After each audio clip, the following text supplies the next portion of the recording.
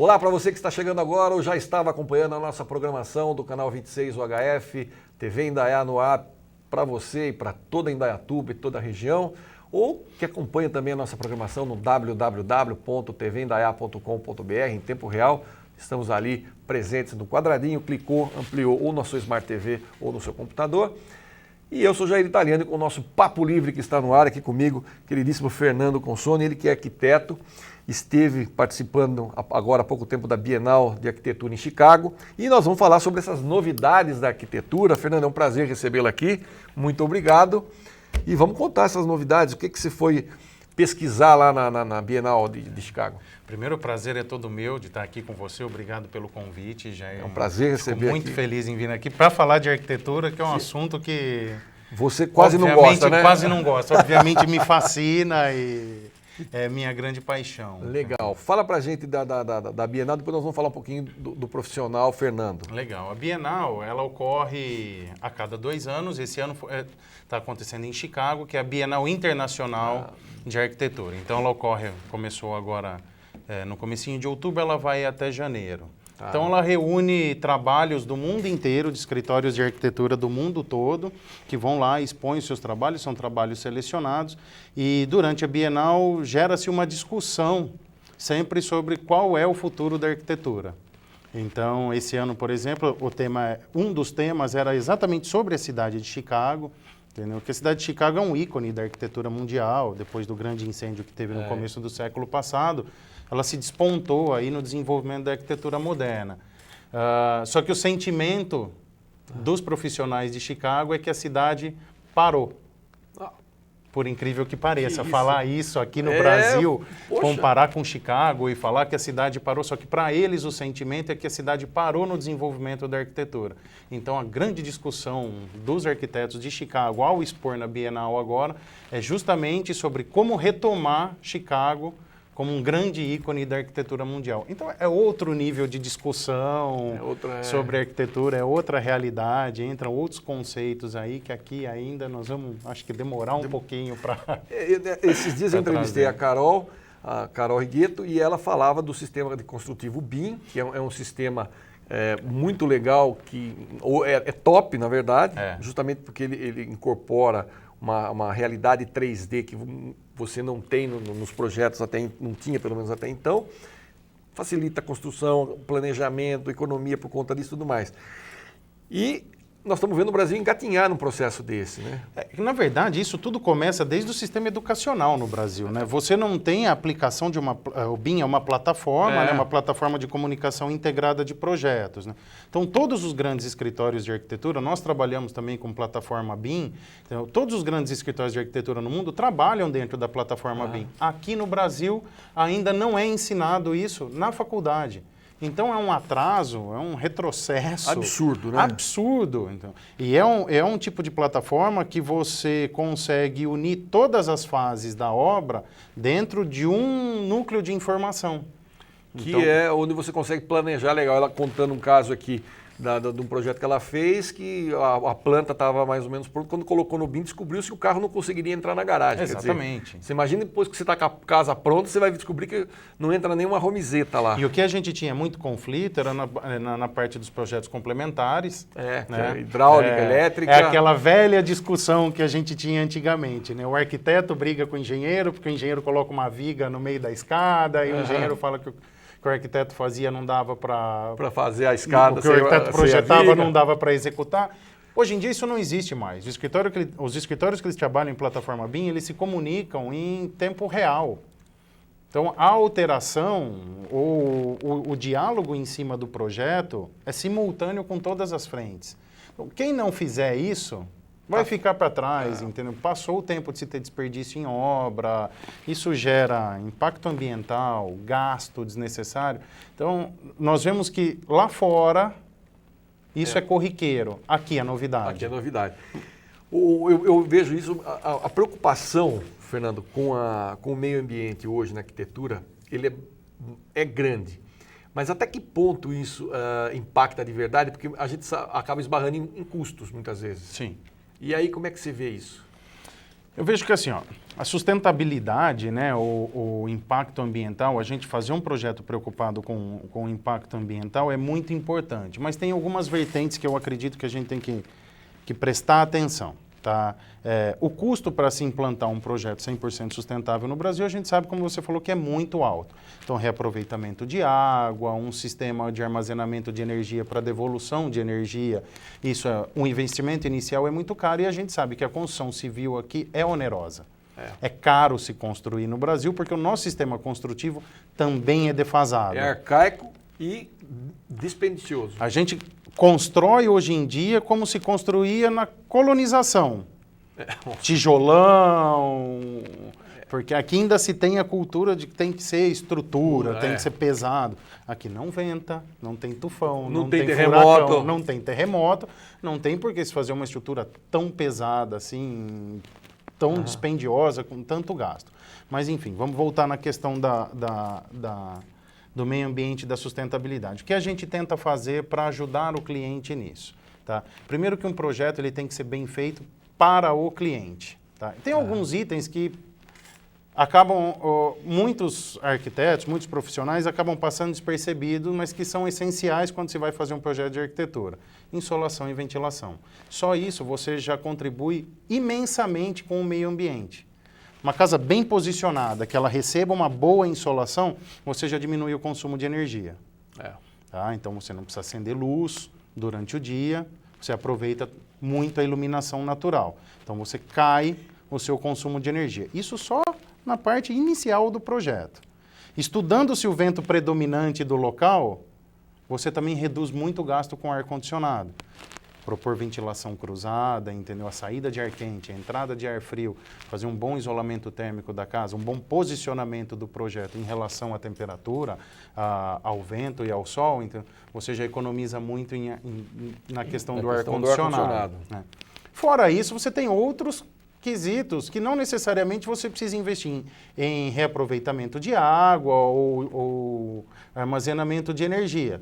Lâmpada de LED, fazer um bom planejamento da obra, com um bom controle de custo da obra, isso gera menos desperdício da obra. Entendeu? Só isso, gerando menos desperdício, gera menos entulho, gera menos aterro. Já tem um apelo... Já tem um apelo sustentável bem legal. Então, você percebe que o que eu estou falando são coisas primárias.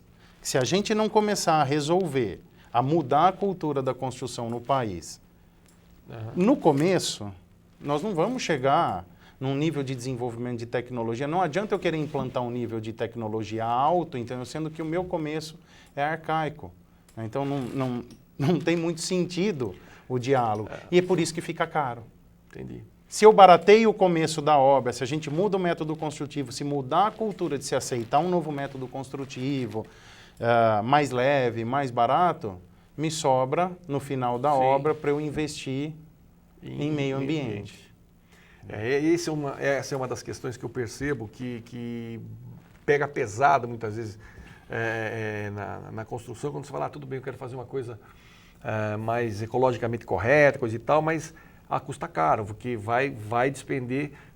É meio que um paradoxo isso aí, né? Você precisa ter uma consciência de gastar menos energia, aquela coisa toda, mas, por outro lado, não existe uma política nacional de incentivo a esse tipo de postura. Eu acho engraçado assim, muitas vezes o cliente ele quer um reaproveitamento de água, e quando a gente fala de reaproveitamento de água, é água pluvial e água cinza, né? Que é água de máquina de lavar e tal. Só que isso gera um investimento de filtragem para reaproveitamento. Você não vai jogar a água da máquina de lavar roupa no jardim. Certo. Com um amaciante, produto químico, você não vai regar. Vai acabar com a grama. Você vai acabar com a grama. Então, tudo isso tem sistemas que proporcionam isso. Só que aí o cliente, ele quer um sistema preocupado com o meio ambiente. Só que não quer fazer um planejamento adequado da obra para gerar menos resíduo ou mudar certas maneiras de se construir. Então, acaba ficando contraditório o desejo com a realidade, com a aplicabilidade da coisa. Então, mas isso é uma questão cultural, gente. Isso a gente tem que começar aos poucos, mudando, para a gente alcançar. É o que você falou, começa na educação, né? Por exemplo, até hoje nós temos cursos de comunicação que ensinam o que se ensinava há 15 anos, 10 anos atrás, e em plena era digital não tem Wi-Fi para você dar aula de marketing digital, dar aula de tecnologias que são ponta hoje. Depende do celular do aluno, né? Do iPad. Do aluno. Não, isso é o fim da picada. O Brasil é um país da piada pronta, como costumo dizer, né? Não tem por onde. O que é esse padrão PMI que o teu escritório trabalha? PMI é Project Management Institute, que é uma certificação, tá? É uma metodologia de se desenvolver o planejamento do projeto, entendeu? Então isso mais ou menos funciona como um livro, né, de projetos, entendeu? De gestão de projeto. Tá. Então isso ajuda no planejamento da obra, no cronograma da obra e na interface do escritório de arquitetura junto com o escritório de engenharia e com a construtora. Isso volta naquilo que a gente estava falando em relação a planejamento, em gerenciamento e o acompanhamento da obra, entendeu? Entendi. Eu estou conversando aqui com o Fernando Consoni, ele que é arquiteto. Nós estamos falando sobre arquitetura, que é a paixão dele. Ele esteve recentemente visitando a Bienal de Chicago, que é a Bienal Internacional de Arquitetura. Eu vou para um rápido intervalo, daqui a pouco eu volto, continuo batendo um papo com ele aqui. Vamos falar um pouquinho sobre o mercado de arquitetura aqui no Brasil, na região de Campinas, na RMC. E também vamos falar um pouquinho do profissional Fernando Consoni. Não sai daí, eu volto já já.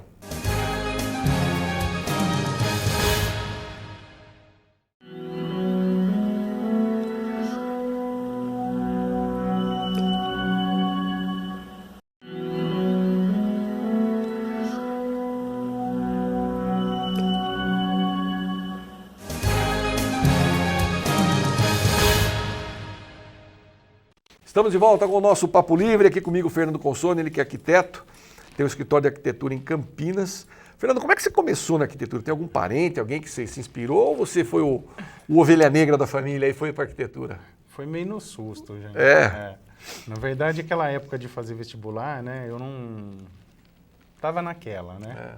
Eu acho que a maioria... Se correr o caçador atira, se ficar o cachorro morre. Exatamente. A maioria dos adolescentes acho que passam por isso. É difícil ter alguém que chegue com certeza do que vai fazer no vestibular. Mas meu pai, ele tem uma empresa voltada para a construção civil. A gente tem uma distribuidora de vidros lá. Eu não sou de Campinas, eu sou de Araras. Tá. Né? E naquela de não saber o que fazer no vestibular, eu acabei prestando vestibular para Direito, Economia e Arquitetura. Então, as áreas são bem correlatas aí, né? Iguaizinhas aí, né?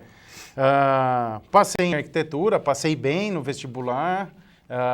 Era uma área que eu queria, entendeu? Por estar ligado já ao negócio da família. E quando eu entrei eu não sabia o que me esperava. Aquela coisa bem caipira mesmo, caipirão do interior, né? Eu não sabia o que me esperava. Mas quando eu entrei na faculdade, eu vi que era aquilo que eu queria fazer pro resto da vida. Que legal. Entendeu? Então foi paixão mesmo. O que mais se dá prazer em fazer na arquitetura? Sempre tem aquela coisa que a gente tem aquele... Eu gosto de fazer projeto. Cara. Tá. Projeto. E quando eu falo projeto, isso independe se é de arquitetura, se é civil, de arquitetura de uma casa, residencial, comercial. Então, o projeto de arquitetura mesmo, interiores. Eu gosto de pensar o projeto. Isso, para mim, me dá... Eu viro noite. Se deixar pensando, rabiscando. Aquela questão da criatividade. A questão da criatividade, de aguçar a criatividade. Para mim, isso é um desafio. Colocar ali o que meu cliente me pede. Entendeu? Tentar atender dentro de uma limitação que seja, entendeu? Superar a expectativa do meu cliente em relação àquilo que vai ser a vida dele, né? Qual foi o seu projeto mais desafiador, mais difícil? Nossa, todo projeto é um desafio, né? Porque todo projeto ele vem de uma... Primeiro ele vem de uma pesquisa. Então, eu falo, os projetos mais desafiadores são aqueles que o cliente não sabe exatamente o que ele quer. Aí você não sabe para onde ir. Inclusive, nós estamos mostrando aí para vocês, enquanto eu estou conversando com o Fernando aqui, algumas imagens de projetos que ele fez, de trabalhos que ele executou. Mas continua, eu te interrompi, você falando quando o cliente ele não sabe bem o que ele sabe que ele quer alguma coisa, ele quer uma casa, mas não sabe bem o que ele quer, é meio complicado você tirar a saca-rolha do cara. Né? Na verdade, quando eu falo que o cliente não sabe bem o que ele quer, não é na questão se ele quer azul, verde, ou amarelo, ou vermelho, ou que estilo que ele quer. Porque isso daí, assim, o leigo, o cliente, ele é leigo, ele não é obrigado a saber sobre estilo, sobre a arquitetura em si, ele não é obrigado a saber. O difícil é quando o cliente chega, que nem você falou, ele quer uma casa e não sabe nem quantos quartos. Aí, ou quando o cliente chega com um terreno pequeno e com um programa... para construir o Palácio dos Bandeirantes. Exatamente, ali. Com um programa enorme, um terreno de 400 metros, quero 6 suítes, e não entende que isso acaba prejudicando a questão do tamanho dos ambientes, dos espaços, não ficam ambientes saudáveis, né? Então, a intenção é sempre criar um projeto saudável, uma boa circulação, como a gente estava falando antes, uma boa iluminação, uma boa ventilação. Então, o projeto ele tem que ser saudável e para o cliente. Então, o desafio é esse. Acho que o grande desafio é esse, você acertar e surpreender. Como é que você está avaliando a arquitetura no Brasil hoje? Nós já falamos um pouco sobre isso no começo do programa, mas assim, como é que na prática, como é que você está avaliando o mercado e como é que você está avaliando a arquitetura nesse momento? Já eu costumo falar, falo até em sala de aula isso, que é difícil você avaliar a qualidade da arquitetura, tá? Porque meu ponto de vista sobre a arquitetura é um pouco diferente do ponto de vista acadêmico de arquitetura. Para mim, a boa arquitetura é aquela que te atende. Se você é meu cliente, a boa arquitetura é aquela que te atende, que vai te proporcionar uma boa qualidade de vida, uma boa integração sua com a sua família e vai te fazer se sentir bem dentro da sua casa, entendeu? Por exemplo. Tá? O Brasil sempre foi expoente em arquitetura. Né? É um país icônico no desenvolvimento da arquitetura moderna. Nós sabemos aí o Niemeyer, o desenvolvimento da arquitetura moderna no Brasil, isso é referência mundial. Nós temos grandes arquitetos no Brasil. Então, falar de qualidade de arquitetura no Brasil é chover no molhado, porque nós temos grandes arquitetos, grandes novos arquitetos que estão fazendo trabalhos incríveis, entendeu? Novas tecnologias, desenvolvendo novas maneiras de se fazer uma arquitetura e de se posicionar como arquitetura para o mercado. Se a gente quer uma mudança cultural, eu acho que isso tem que partir do profissional. Né? A gente sabe que partir da educação... É uma coisa muito complicada. É muito complicado, é lento, é complicado. Então, como qualidade de arquitetura, o Brasil ainda é um grande país. Nós desenvolvemos uma boa arquitetura no Brasil. Tá? Não estou falando da parte... Não vamos falar, mas os empreendimentos imobiliários, não sei o que, são todos iguais. Vamos deixar a especulação de lado e vamos falar da arquitetura pontual. Né? Então, nós temos aí grandes exemplos que estão acontecendo em São Paulo, mesmo em Campinas, entendeu? Vários concursos de arquitetura e isso gera uma boa arquitetura, uma arquitetura de qualidade. Quanto ao mercado, eu acho que todo mundo deu uma sentida. Né? É chato falar em crise, né? Porque... Mas é uma coisa que não tem como não falar. É uma coisa que está aí. Todo mundo tá receoso, tá apreensivo, não sabe para que lado vai, porque o barco, na verdade, está à deriva. Sim. Eu nem gosto muito de falar em crise, porque para mim falar em crise gera pessimismo, que gera mais crise. Na verdade então, é só uma constatação. É uma constatação econômica que o país está vivendo. Na verdade, eu acho que o Brasil ele não tem, nem é tanto crise econômica, porque o país, você vê coisas acontecendo. É uma crise moral de mesmo, confiança, de credibilidade. Moral. Mas a construção civil, ela é a primeira que sente. Ela é a primeira a puxar o carro, né? Exatamente, o desenvolvimento do país. E é a primeira que sente. Então, você vê, as incorporadoras, as construtoras, pararam de lançamento, pararam os lançamentos, entendeu? Isso é uma conversa que nós tivemos aí com alguns incorporadores e tal, até onde eu sei a ordem até 2017, segura. Porque o índice de devolução de novas unidades na cidade de São Paulo, em Campinas, está muito alto. Você vê aí há quanto tempo a gente não via as grandes construtoras incorporadoras fazendo feirão. Feirão, exatamente. Aliás, uma coisa que o pessoal não está se tocando também é que até o Minha Casa Minha Dívida tem gente, tem gente devolvendo apartamento porque não está conseguindo pagar. Não consegue pagar. E como que o arquiteto entra nisso? O arquiteto ele entra no começo e no fim da construção civil. É no desenvolvimento do projeto e no acabamento do projeto. Nós sentimos dos dois lados. Só que eu acho que isso tem um ponto positivo.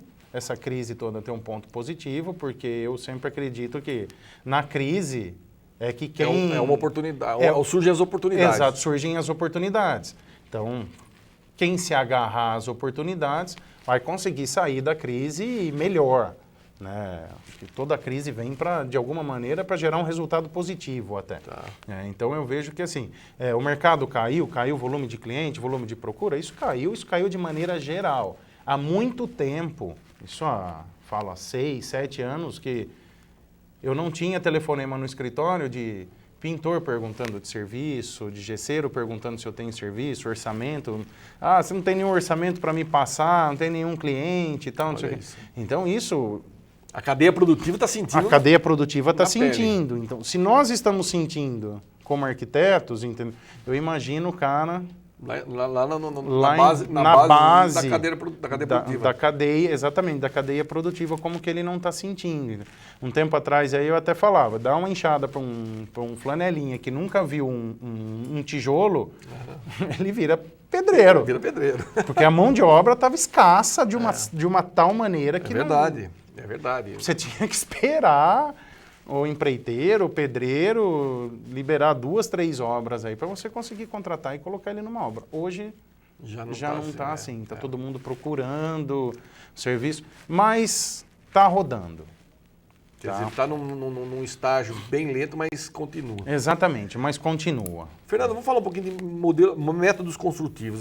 Essa é uma das coisas novas que a gente vê, que nem você falou, o Brasil não tem terremoto, não tem maremoto, não tem grandes problemas com furacões, e os métodos construtivos continuam sendo aqueles extremamente de estrutura sólida e tudo mais. Aqui na região de Salto, se não me engano, do Cabreúva, não me lembro bem ao certo, alguém veio aqui e comentou que ele está fazendo uma casa em steel frame. Eu falei, nossa, mas isso vira uma casa belíssima, uma casa maravilhosa, muito grande também, não vou me lembrar aqui, mas era uma casa com mais de 300 metros quadrados. Ele falou, não, totalmente em steel frame. Quer dizer, como é que funciona isso, essa tecnologia nova, que nada mais é do que são pedaços, canaletas de ferro com gesso, né? Parede de gesso. Isso dá uma rapidez, uma agilidade. O miolo tem fibra de vidro, lã de vidro, lã de rocha, que seja para isolante térmico e acústico.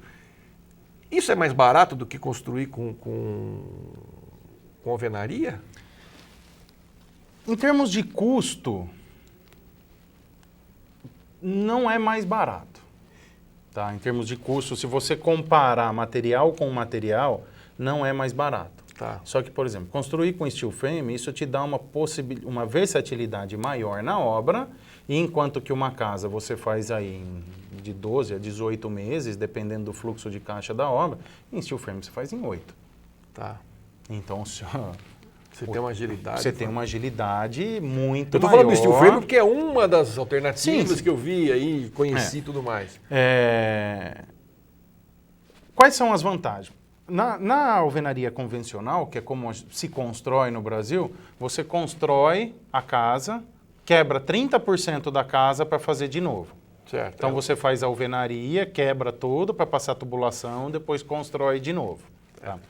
Essas construções que são pré-fabricadas, entendeu? Além delas garantirem agilidade na obra, elas evitam desperdício, que era o que a gente estava falando em relação ao meio ambiente. Tá? Você pega, por exemplo, as casas americanas, que é wood frame, a maioria é em wood frame, que é estrutura de madeira e chapa de clapboard, que são as madeiras. Você vê aquelas chapinhas externas, uma em cima da outra, que é um painel de vedação. Isso te facilita. Colocar uma aspiração central, facilita a passagem de tubulação de elétrica e hidráulica. Tá.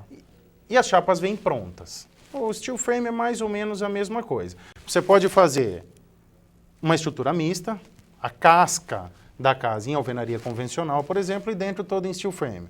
Ou você pode fazer a casca em steel frame, só que ao invés de gesso, placa cimentícia. Tá. Entendeu? Tem sistemas construtivos que trabalham dessa forma, com placa cimentícia. Mais leve, menos custo, menos desperdício. Tem um outro sistema que chama monoforte. O que é o monoforte? Você tem a estrutura metálica, tá? As paredes, elas são tipo um isopor com uma malha de aço e depois vem uma argamassa para dar o reboco nisso daí, entendeu? A Casa Cor Campinas está fazendo agora, que vai acontecer a Casa Cor Campinas, lá no condomínio Entre Verdes, está construindo 2 casas no sistema monoforte. São 2 casas grandes, eu não me lembro mais ou menos a metragem, mas em torno de 500 metros cada uma, entendeu? Da obra toda, vai gerar de entulho 2 caçambas. Nossa! Caraca! Realmente é uma coisa muito, muito, muito impactante. É muito impactante, o sistema é muito rápido, muito limpo e você não tem diferença de gabarito, diferença de medidas entre projeto e execução. Tá. Entendeu? Porque as placas vêm, são colocadas e dado acabamento na própria obra. Entendeu? E numa velocidade muito grande. E numa velocidade muito grande, entendeu? A estimativa de obra lá é 6 meses para se fazer as 2 casas. Então, eu posso estar falando até bobagem aqui, se não for menor. Se for menor, depois me corrijam, tá, esse tempo aí que foi estipulado para se executar. Alternativas nós temos para se construir de uma forma mais rápida, mais limpa e mais barata. Tá? Mais barata no cômputo geral da obra. O que falta é uma aceitação do mercado. Tem gente fazendo até casa em container. Tem gente fazendo casa em container. Fantástico se fazer uma casa em container. E baratíssimo, porque o container custa 3, 4 mil reais. Barato. Teve um ano que nós fizemos numa amostra uma casa conceito de 42 metros quadrados, 100% sustentável, com tijolo ecológico que reduzia em 30% o valor da obra. Caramba! Então, você tem alternativas para se construir. Falta as pessoas começarem a aceitar essas alternativas como valor de venda. Porque daí o cara fala, na hora de vender... mas na hora de vender, isso não vai me dar prejuízo, eu não vou ter perda na hora de vender, entendeu? Então, o que eu falo para o cliente, faz a casa para você. Você que vai morar na casa. Até porque, eu entendo uma coisa, se você vai amanhã depois vender, o cara chega, ele vai olhar onde é que está a sua casa, ele vai ver quanto vale o terreno, o que está em cima para ele... E eu falo principalmente na parte de acabamento para o cliente, assim, eu não sei o que eu coloco. Eu falo, coloca o que você gosta. Porque na hora de vender, o comprador, se você colocou mármore italiano, ele vai achar um absurdo. Se você colocou porcelanato nacional, ele vai achar pobre. Então, de qualquer maneira, ele vai querer depreciar seu imóvel. Não adianta, não tem por onde. Então, é barganha, compra e venda. Então, faz o que tá bom para você. O que tá bom para você, o que vai te fazer feliz, né? Então, e os métodos construtivos vão na mesma pegada. Então, graças a Deus já tem uma mudança no comportamento. Tímida, mas tem.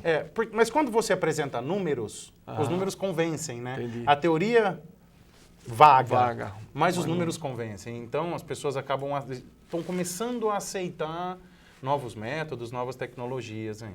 Legal.